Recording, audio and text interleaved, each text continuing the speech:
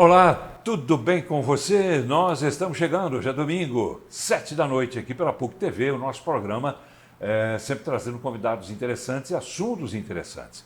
E neste ano, nada mais interessante e necessário do que estar bem informado sobre o que pode e o que não pode fazer durante as eleições de 2026. A gente começou uma entrevista que foi exibida quinta-feira passada, 10h30 da noite, aqui pela PUC TV, e hoje tem a segunda parte dessa entrevista com o advogado eleitoral, especialista em direito eleitoral, Dr. Danúbio Remy, que gentilmente concordou em participar de mais essa gravação. Tudo bem com o senhor? Tudo bem, Paulo, tudo bem. Eu agradeço a todos os telespectadores. Vamos falar um pouco sobre as eleições de 2026. Tem muito a falar, né? E eu vou guardar então para daqui a pouquinho, logo depois do intervalo, você ficar bem informado. Você que é candidato, você que é pré-candidato nesse momento, na verdade, mas você também que é eleitor, porque tem coisas que vão passar por você também nessa legislação eleitoral, que você pode e que você não pode fazer, tá certo? Então fique ligado, a gente volta rapidinho.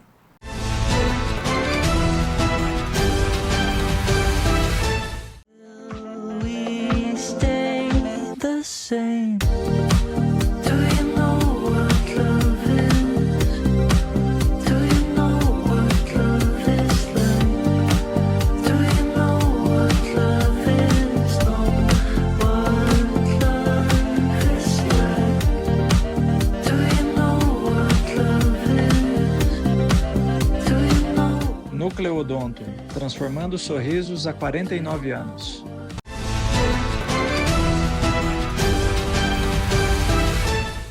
Muito bem, já estamos voltando com o nosso programa aqui pela PUC TV. Hoje recebendo um advogado especialista em direito eleitoral, Dr. Danúbio Remy.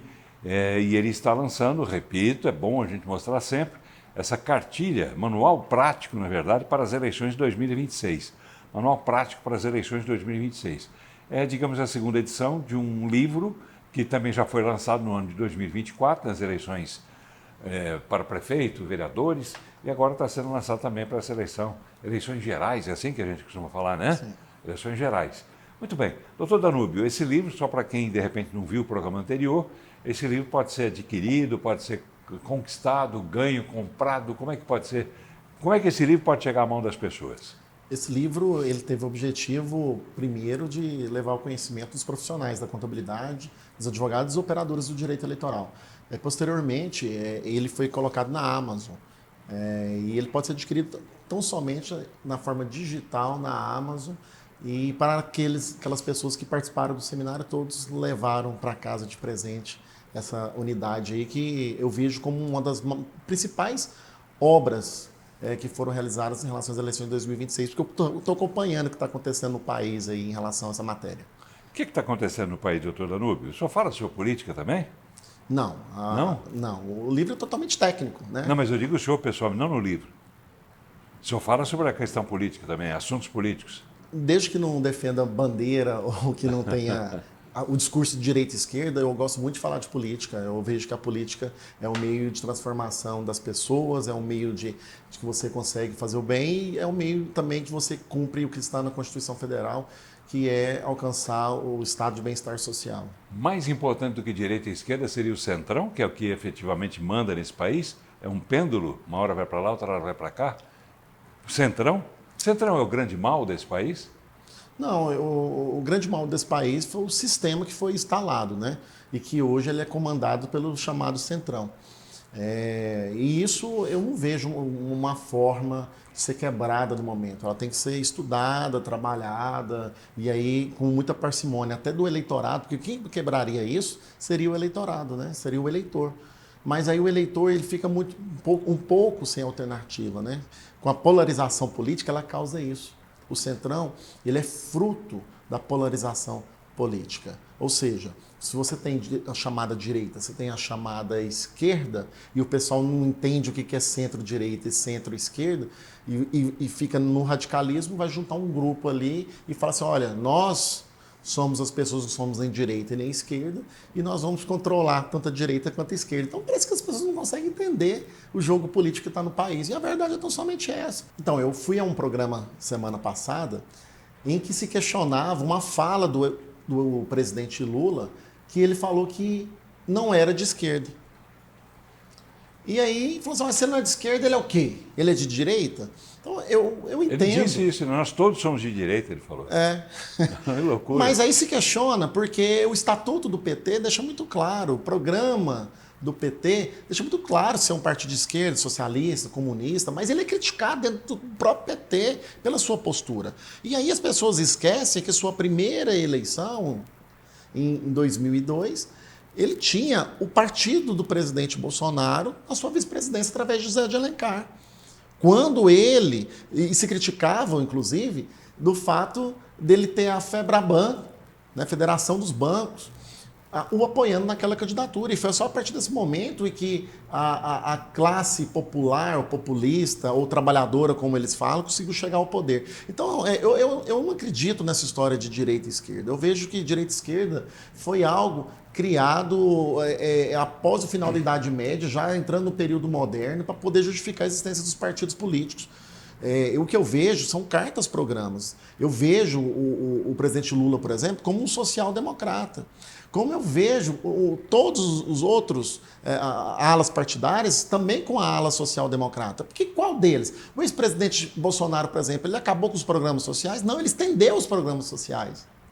Pagou até mais, né? Às vezes mais. Auxílio para caminhoneiro, auxílio para taxista. E que ele aumentou o Bolsa Família. Aumentou também. o Bolsa Duplicou Família, o que se criticavam, que falava que ele iria acabar, que o PT falava que ele ia acabar. Assim como falavam que o Brasil ia virar uma Venezuela no governo Lula. Então, assim, o que forma o Centrão, na verdade, é o próprio radicalismo da direita e da esquerda. Por isso que eu sou muito a favor dos princípios, dos valores e da forma de fazer política do governador Ronaldo Caiado. E não estou aqui fazendo projeção e manifestação de apoio à candidatura, mas a forma em que Ronaldo Caiado faz política, por exemplo. Né? Dá para ver que a sua postura de defesa do direito de propriedade, por exemplo, é uma postura de política da direita, mas o Ronaldo Caiado não representa a direita radical desse país. Pelo contrário, eu não estou falando que ele é do Centrão, mas ele tem uma postura política de diálogo, inclusive com instituições, que é muito importante. Ele respeita o modelo político previsto na democracia brasileira. Pois é, e historicamente, Ronaldo Caiado sempre foi contra o PT. Inclusive debateu com Lula em 1989, quando eles foram candidatos a presidente da República. Ele foi o grande opositor, digamos assim, a Lula durante os debates que aconteceram. Sim, historicamente, mas não devemos esquecer que em 89, naquelas eleições, nós tivemos vários candidatos a presidente da República e Ronaldo Caiado já era candidato pelo PSD naquela época. Você estava num limbo político de redemocratização e você tinha discussões sérias ali que a classe trabalhadora com discursos, por exemplo, fortíssimos de conquista da propriedade, de outras formas de aquisições com movimentos sem terra, com movimentos populares, e, do outro lado, Ronaldo Caiado defendendo ideais de direito à propriedade, por exemplo, que está previsto na Constituição. Então, houve ali uma discussão, não era de direita e esquerda, mas sobre a função social da propriedade de forma de aquisição da propriedade. E aí se confunde o liberalismo com o comunismo, e, enfim, vira essa salada toda que as pessoas às vezes não conseguem entender. E sendo que a fundamentação que deve existir é a criação do estado de bem-estar social. Não há outro caminho. O caminho que se encontra a felicidade é a ordem, o progresso e o bem-estar social. E é isso que se instalou em Goiás. Não há bem-estar social se não há segurança pública, não há bem-estar social se não há segurança, não há bem-estar social se há filas na saúde. Então você precisa ter esse equilíbrio. E aí todos os programas de governo têm que ser voltados a isso. A não uma discussão de que vai se instalar o comunismo ou o capitalismo. Ou seja, não existe mais essa discussão de comunismo ou de socialismo ou de esquerda ou de Venezuela. Existe governantes que têm programa de governo que conseguem executar. E para executar programas de governo tem que se acabar com um instrumento chamado corrupção, que está instalada nesse país desde quando as caravelas chegaram, aumentou chegou, em 1808, né? Com a vinda da família real para o Brasil, com Deodoro da Fonseca não foi diferente, na República Velha não foi diferente, a ditadura militar veio para combater isso e aí você teve mais benefícios para uma pequena classe social, veio a redemocratização, aconteceu o quê?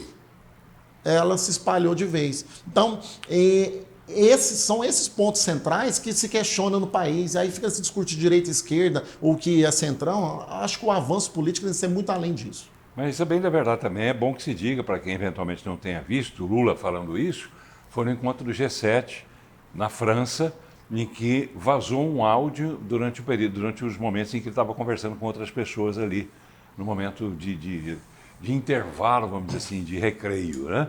E ele acabou falando essas coisas todas. Abertamente, publicamente, confessadamente, ele não fala isso.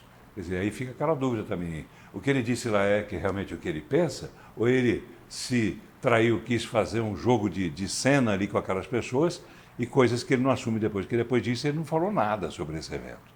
Quer dizer, a política ela acaba sendo, eu acho que para todos os atores dela, um pouco de jogo de cena, né? Porque a democracia é um pouco isso, né? Você joga um pouco para a plateia, você devolve. Quando você está num show artístico, você tem aquele momento que o cantor, ele fala assim, agora é com vocês. E aí ele tem a devolutiva e aí a partir daí ele começa e continua a apresentação. E o Lula está percebendo que o grande movimento de direita, ele não é no Brasil, ele é universal. Sim. Isso por causa da falha da chamada esquerda. E agora há pouco eu falei que não existe direita e esquerda, mas na verdade são questões programáticas de governo mesmo, de quem é voltado para uma política mais social e de quem é voltado mais para a política voltada ao capital. Então, quando eu vejo a questão do Lula falar ali, eu nem sei se ele falou de propósito para poder gerar esse debate mesmo, para fazer um teste, porque assim, ninguém vira presidente da República 3 vezes sem fazer alguns insights. Então, eu vejo o Lula assim, como muito preparado, evidentemente, para presidente da República, por exemplo, nós temos aí alguns pré-candidatos, e eu sei o pré-candidato que já governou, que teve a possibilidade de governar, que teve experiência, e eu sei aqueles que não governou. Então é muito fácil você jogar para a plateia, muitas das vezes. O difícil é você ir lá e conseguir fazer transformação social, igual teve no estado de Goiás. Quiçá o Brasil tivesse tempo, no curto período eleitoral, de saber a transformação social que nós tivemos no estado de Goiás. bem, vamos lá pegar no seu livro aqui, né? Manual Prático para as Eleições de 2026. Cadê, Saulo? Vamos mostrar aqui a capa desse livro, que você pode baixar na Amazon. É isso? Tá? Eleições práticas para as eleições de 2026.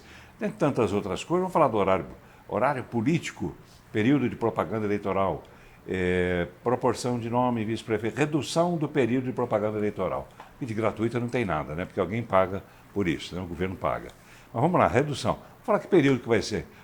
Bem didaticamente, como o senhor faz aqui no livro, quando é que começa a propaganda, quando é que vai valer, quantos dias serão e de que forma, qual o tempo, a duração desse horário político e como será dividido. Essa capitulação, Paulo, ela veio para poder explicar que as eleições elas tiveram que ser mais barateadas e encurtadas em questão do tempo. O eleitor ele não precisa de 90 dias como antigamente para poder conhecer o seu candidato. Mesmo por causa da evolução dos meios de comunicação e segundo, por causa do nível de gasto. Acabaram os showmícios, acabaram toda aquela parafernália que nós tínhamos nas eleições passadas. Então, de eleições de 90 dias, já há 2 eleições, nós temos eleições de praticamente 45 dias, né? Evidentemente que é no primeiro domingo de outubro, então ali você pode passar 48, 51 dias, dependendo do ano que você está.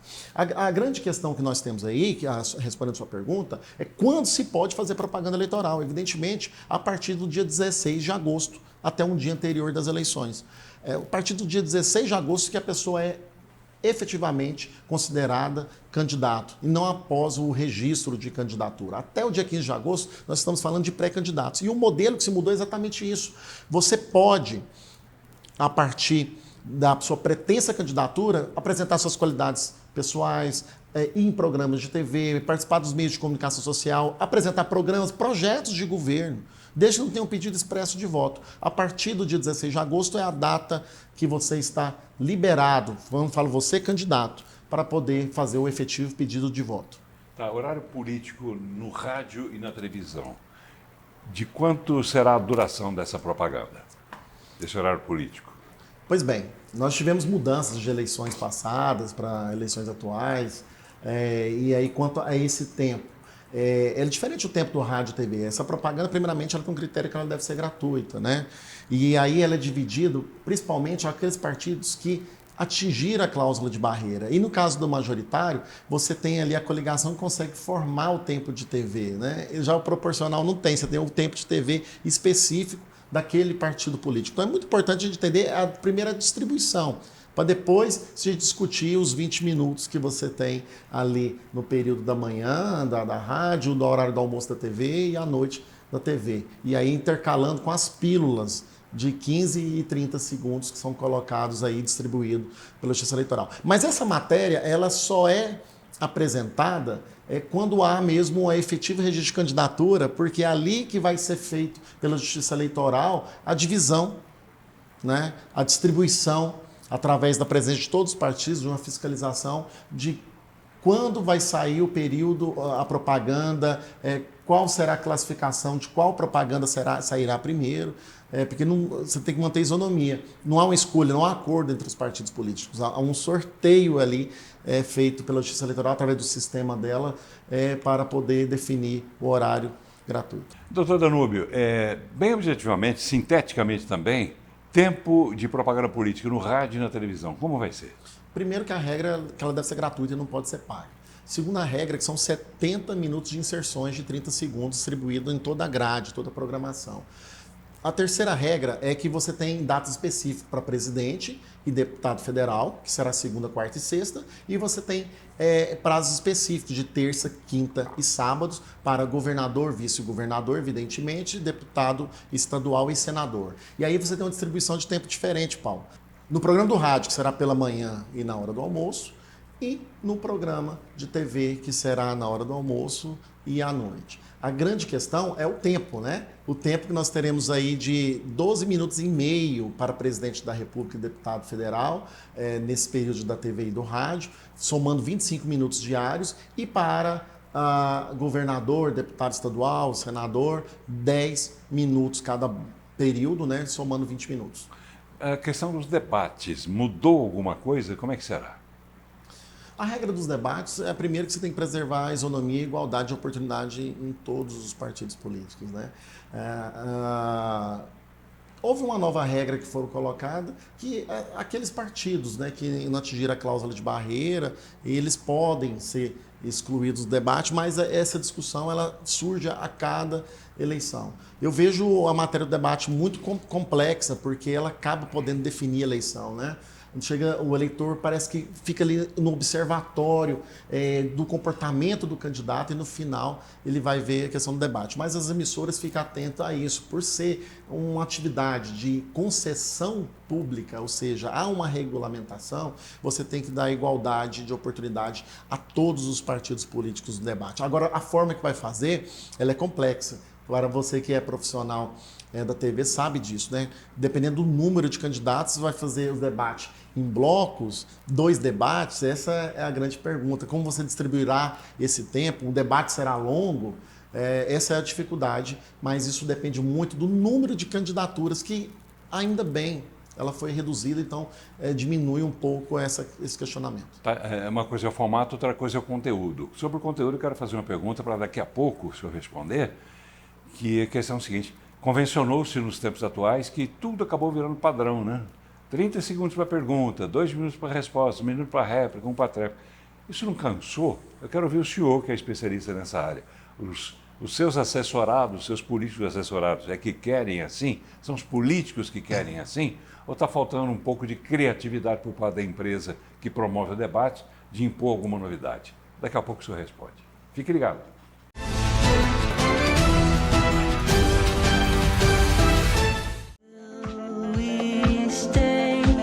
Same. Do you know what love is? Do you know what love is like? Do you know what love is? Know what love is like? Do you know what love is? Do you know? Núcleo Odonto, transformando sorrisos há 49 anos.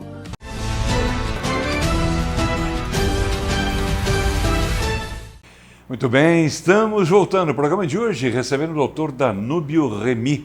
Ele que é advogado especialista em direito eleitoral, está lançando esse manual prático para as eleições de 2026, que você pode conseguir na Amazon. Né? Não é caro e principalmente o tal do custo-benefício. Né? As informações que estão aqui vão te poupar muito tempo de pesquisa, porque ele fez isso por você, fez isso por mim, por todos nós que temos algum interesse na eleição. E eu, como jornalista, tenho todo interesse, todos nós jornalistas temos, porque a gente tem que seguir a tal da 9.504/97, rigorosamente, e ainda assim a gente fica com medo. Vamos lá, doutor Danúbio Remy, eu queria falar com o senhor agora rapidamente sobre a questão dos debates. A gente falou agora há pouco, mas essa falta de criatividade nos debates se deve a quê? A falta de criatividade propriamente dos veículos de comunicação, que optaram por aquele formato engessado, 30 segundos para pergunta, 1 minuto para resposta, 2 minutos para réplica, tréplica e tal, ou se deve à imposição que acaba acontecendo por parte dos próprios candidatos que não querem se expor?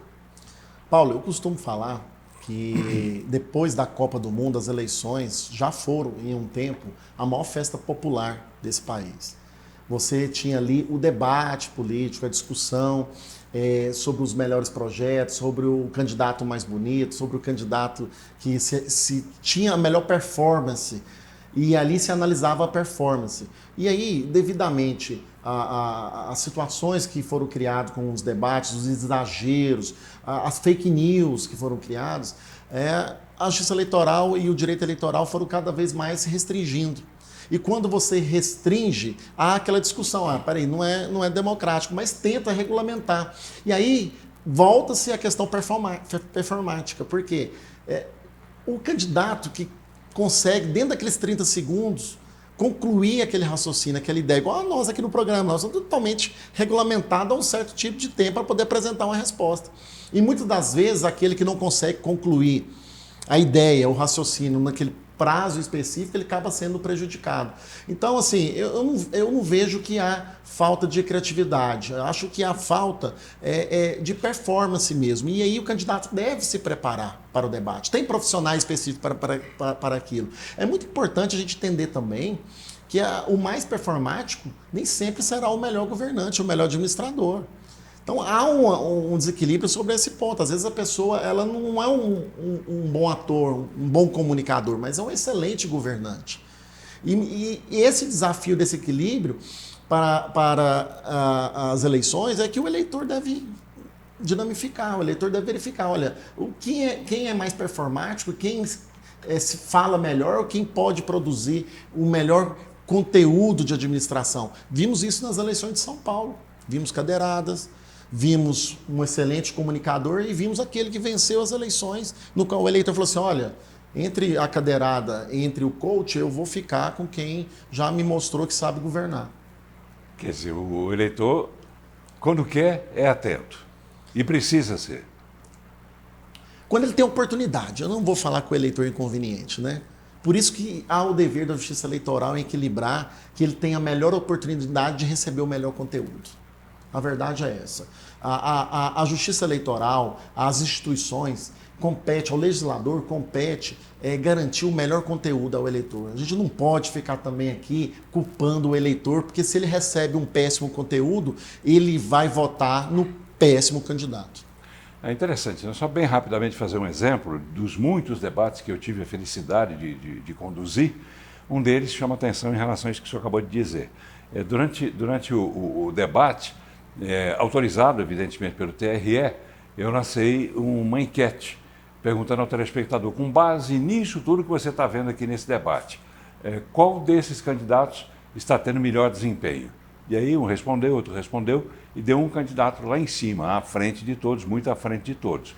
E aí veio a segunda pergunta, e você votaria nesse candidato? Aí veio lá embaixo, esse mesmo candidato que teve o melhor desempenho, ficou lá embaixo em termos de intenção de voto.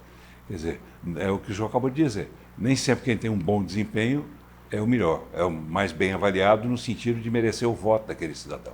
Mas hoje não pode fazer mais isso.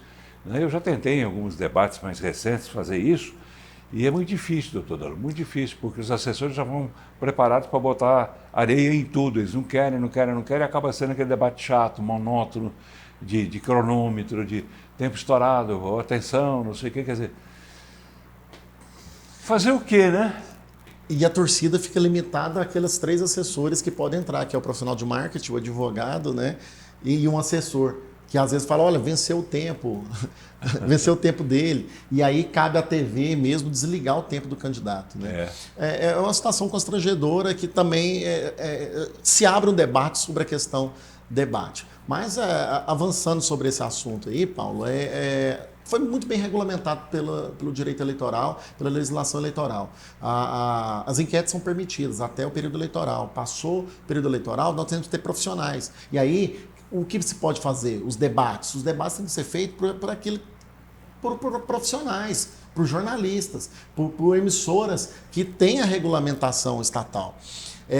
E, por sua vez, as pesquisas devem ser feitas como? De forma registrada. Você fazer uma enquete também, sem a técnica possível, porque você vai pesquisar ali, a enquete, um certo grupo de pessoas que está num certo tipo de lugar naquele certo momento.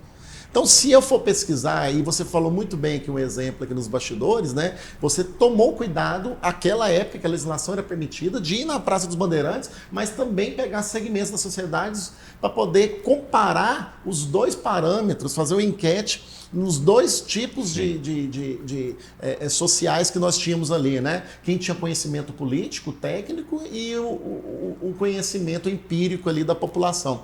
Isso foi outro debate que eu fiz. Isso em debates quando você podia fazer enquetes. Isso, a cada final de bloco a gente chamava um repórter na Praça do fazia Bandeirante que ouvia o povo. E depois para o Hotel Castros até, onde a gente ouvia acadêmicos, professores e etc., formadores de opinião. E a gente tinha, então, uma dimensão maior, mais ampla, né, sobre a aceitação dos candidatos ou não. E qual é o risco? Sim. Só para finalizar. Os candidatos, eles passaram a encaminhar seus cabos eleitorais para ser o povo. Hoje, a torcida os cabos, é na porta dos debates. Esse povo está lá, os bandeiraços hoje estão nos bastidores e as pessoas filmam, jogam nas redes sociais para mostrar quem é o candidato, ou qual é o candidato que demonstra mais força e tem maior torcida na porta dos debates. Dr. Danúbio Remy, que está lançando esse manual prático para as eleições de 2026. Um prazer muito grande receber o senhor aqui. Eu tenho certeza que esse livro vai ser, além de um sucesso, vai ser muito útil para nós jornalistas, para os candidatos também, para os assessores também. Tomara que eles leiam isso. Obrigado ao senhor por ter vindo. Eu que agradeço, Paulo, a todos os telespectadores, você que está aí sempre cuidando de levar informação de verdade, de combater fake news, fazer um jornalismo de verdade, que é o próprio tema do programa. E aí nós temos essa oportunidade aí no dia 4 de outubro, fazer umas eleições gerais de forma mais justa e você contribui muito para esse papel, historicamente, no estado de Goiás. Obrigado a todos. Pena que eu tenho desanimado, ultimamente não tenho feito debates esse ano, muito provavelmente também não vou querer fazer. Mas pelo menos aquelas entrevistas sabatinas, a gente vai fazer assim. Obrigado mais uma vez ao senhor, obrigado a você, telespectador, um grande abraço a você. Até a próxima. Tchau.